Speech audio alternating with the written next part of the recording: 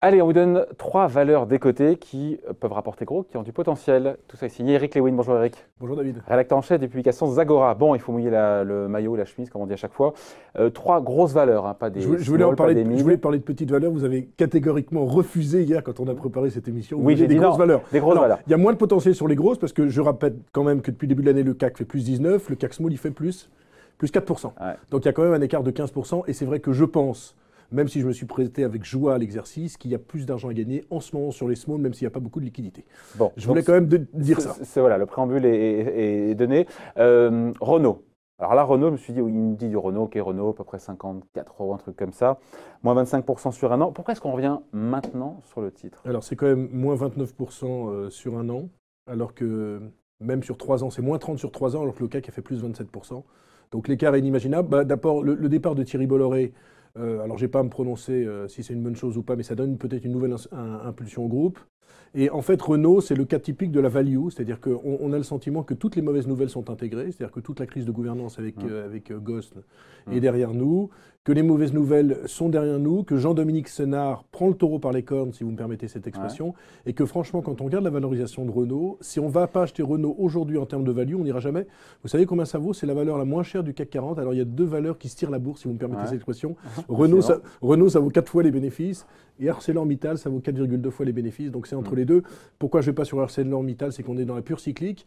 Dans le cas de Renault, c'est vrai qu'on a eu un premier semestre difficile, hein. Il y a eu 700 millions de cash flow en fait de trésorerie négative, c'est-à-dire qu'ils ont brûlé 700 millions d'euros. Il y a eu un bénéfice net qui a baissé de 50%, il n'y aura pas de croissance organique. C'est vrai qu'aller sur Renault aujourd'hui, ça peut... C'est un pari très contrariant. Bah oui, mais attendez, si je vous dis... Avec un secteur qui va mal. Non, mais attendez, si je vous dis, mon cher David, on va acheter LVMH... Ah, j'étais sûr qu'il allait me sortir du luxe. Non, je vais vous dire, acheter LVMH, acheter Dassault Systèmes, vous allez me dire, attendez, vous êtes bien gentil, cher ami, c'est des valeurs qui ont explosé. Non, Renault, c'est peut-être un pari, parce que si jamais il y avait une petite amélioration de la conjoncture, notamment dans l'automobile, qu'on ne voit pas pour l'instant, et si jamais Jean-Dominique Senard arrivait quand même à redresser un petit peu la société, je pense que le titre est vraiment pas cher. Je pense que c'est vraiment, ça fait partie de tous les titres value. Vous savez, on oppose les titres growth où on joue la croissance année après année, et la value, ce sont des valeurs peut-être avec moins de croissance, mais qui sont fortement décotées. C'est vrai que pour l'instant, c'est la stratégie growth qui l'emporte de très très loin. Oui. Mais si jamais il y avait un petit retour de balancier et que la value l'emportait, je pense que Renault ne vaudrait pas 53 €, mais plutôt 65-66 €. Donc je pense qu'il y a un coût de 15 à 20% à gagner qui peut même se faire assez rapidement. C'est vrai que ça paraît fou pour l'instant, mais la bourse parfois est faite de folie. Et donc pour gagner de l'argent, il faut parfois prendre des paris très contrariants. JCDecaux, deuxième pari d'Eric Lewin. On a 22 €, moins 22% sur un an, moins 4 d'ailleurs hier. Pourquoi il y a une défiance là, spécialement en ce moment sur le titre? Il y a une défiance. En fait, tout ce qui touche un peu à la pub, vous savez, JCDecaux, c'est l'immobilier urbain, le transport, l'affichage, enfin la communication. Tout ce qui touche en ce moment à la communication, on se dit qu'avec l'apparition des Google, des Alphabet, des Facebook, ça va être compliqué. On a vu qu'avec Publicis la semaine dernière, décroissance organique, ça a été catastrophique. Et les gens, en fait, ils font un amalgame, c'est-à-dire qu'ils mettent JCDecaux dans la branche Publicis, par exemple. Alors que JCDecaux surfe quand même sur des tendances très intéressantes. D'abord, le développement urbain, il y a à peu près 4 milliards d'urbains actuellement dans le monde. Il y en aura 7 milliards en 2050. Et le transport aérien devrait être multiplié par 2. Et donc c'est une société qui surfe quand même sur de bonnes tendances et qui historiquement est beaucoup moins chère que sa moyenne historique. Quand on regarde le PE, ça se paye entre 28 et 30 fois son bénéfice. Maintenant on est plus sur 18 fois. Ah, on était sur 28, on entend sur 18. Mais non, je ne vais pas vous recommander une valeur avec un PR de 30. Lewin, il conseille un PR de 300. Il faut y aller.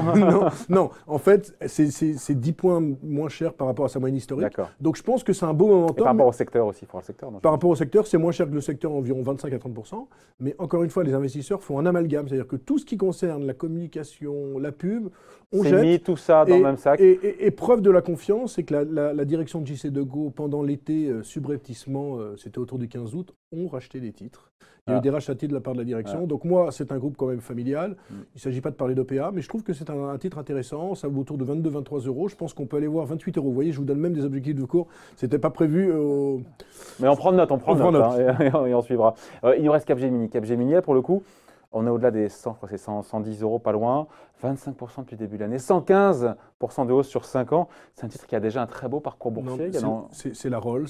En plus, la fusion avec Altran est une très bonne chose. C'est l'informatique plus l'ingénierie. C'est un groupe qui, année après année, réussit à imposer. C'est le LVMH du secteur informatique. C'est le LVMH. Cette année, alors que le marché est très compliqué, plus 5% de croissance organique. En rentabilité opérationnelle, on est autour de 11,5%.